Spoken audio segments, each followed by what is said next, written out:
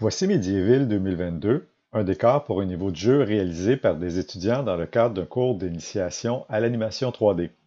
En présentant cet environnement virtuel, je vais expliquer comment procéder pour diffuser à partir de Blender dans vos lunettes de réalité virtuelle. Tout d'abord, assurez-vous que l'application de vos lunettes est à jour et reconnaisse le branchement de votre équipement. Le add-on VR Scene Inspection doit être activé.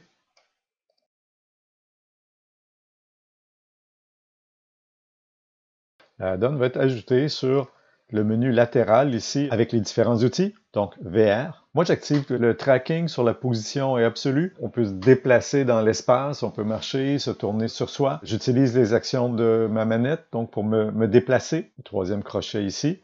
J'aime bien voir mes contrôleurs. Donc, si ça vous dérange, on peut les enlever. Et le point de référence, c'est notre point de départ. Donc, on peut ajouter des landmarks avec le plus ici. J'en ai un ici que c'est une position de la caméra, la caméra de ma scène. On peut l'associer aussi à un autre objet. Et celui que j'utilise actuellement, c'est un custom pose, c'est une position dans l'espace. Donc, j'ai écrit là, la position dans l'espace. Et si vous voulez projeter sur votre écran en même temps que vous voyez dans les lunettes, donc vous avez des gens alentour de vous, ça peut être intéressant d'avoir le Mirror VR Session. Donc, à ce moment-là, il y a une diffusion simultanée dans l'écran. L'avis ici prévient qu'il faut avoir une station suffisamment performante pour la diffusion en miroir. Il y a ici des options pour différents équipements qui sont aussi compatibles avec Blender. Il ne reste qu'à appuyer en haut sur Start VR Session et de cette façon, c'est diffusé dans les lunettes de réalité virtuelle. Le manche à balai de la manette gauche contrôle un déplacement analogique, c'est-à-dire par glissement. Notre corps ne ressent pas ce déplacement, alors nous sommes davantage sujets à des malaises avec ce type de mouvement. Je préfère utiliser la téléportation avec la gâchette de la manette droite. Alors je pointe le rayon bleu sur un espace et j'appuie sur la gâchette pour me déplacer pas par pas. Ceci est le bâtiment de Jérémy Provost. Sa modélisation et ses textures sont très bien optimisées. Le poids qu'il ajoute à la mise en scène n'est que 2,6 mégaoctets. Je démarre les animations en appuyant sur la barre d'espacement du clavier. Je peux les démarrer ou les arrêter durant la diffusion dans les lunettes.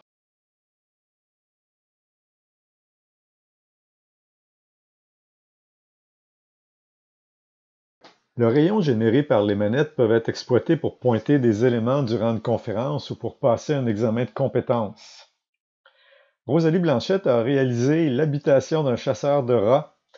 Les bêtes suspendues sont des images de texture qui projettent sur le mur arrière des ombres.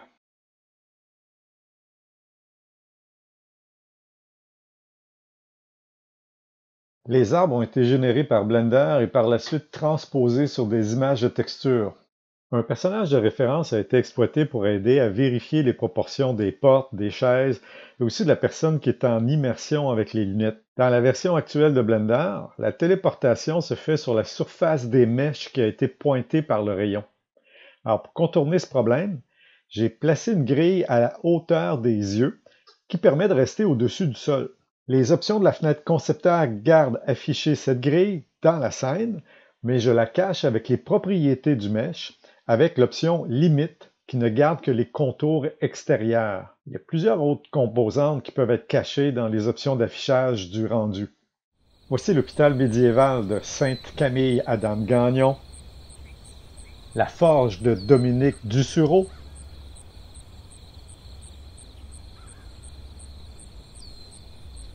le commerce d'un marchand de légumes de Benoît Lavigne,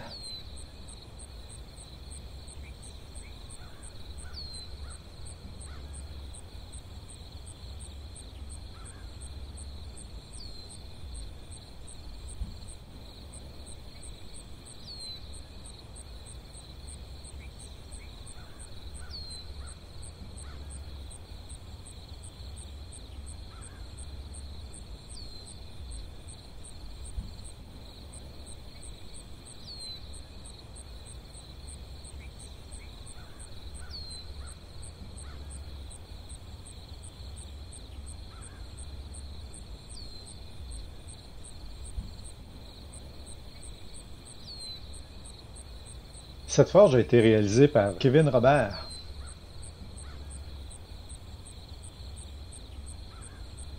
J'y ai ajouté l'animation de flamme avec une séquence d'images de texture sur des plans en croix pour avoir un effet de parallaxe lors des déplacements. La séquence de texture est reliée simultanément sur l'entrée de couleur du shader BSDF guidé et sur la couleur d'émission. La valeur d'émission du shader de Eevee ne génère pas de lumière comme Cycles, mais affiche une luminance constante comme dans Unity sans avoir besoin de l'influence de l'éclairage. J'ai placé une lumière de type point à la position des flammes dont la luminance est animée et sa zone d'influence limitée avec l'option de distance personnalisée.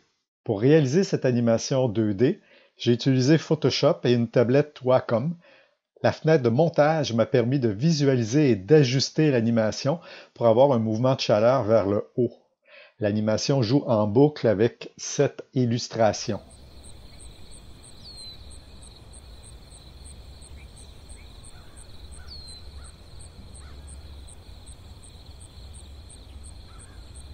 L'auberge au pied du roi, réalisée par Mario Roy. Une autre forge réalisée par Anthony Belleville à l'événement Chaos Média où les finissants du programme de technique d'intégration multimédia présentaient leur installation interactive. Le public était invité à explorer Médiéville. J'y ai caché pour l'occasion un sceptre et une couronne représentant des objets à trouver et à collecter. Voici le sceptre avec la tête de Suzanne. Attention, il est chaud. Il n'est pas possible de faire en sorte de pouvoir collecter les éléments avec Blender. Le processus de production permet d'expérimenter la mise en scène et les ajustements des assets en réalité virtuelle dans Blender au fur et à mesure de leur développement avant de les intégrer dans un moteur de jeu pour faire la programmation.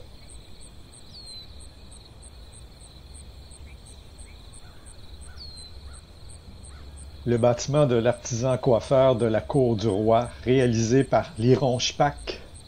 On y voit les ombres des arbres projetées sur ces murs. La poissonnerie de Samuel Kilanowski. Le débit de boisson réalisé par Pierre-Carl Gagnon.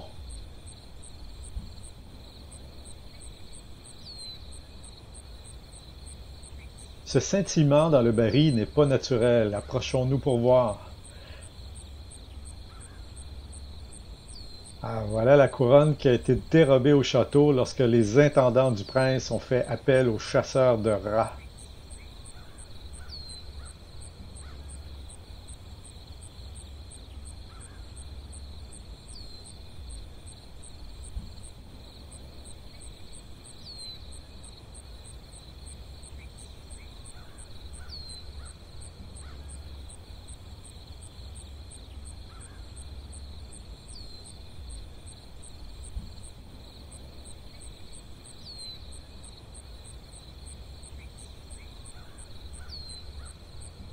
Le manche à balai de la manette de droite permet de monter ou de descendre dans l'espace 3D.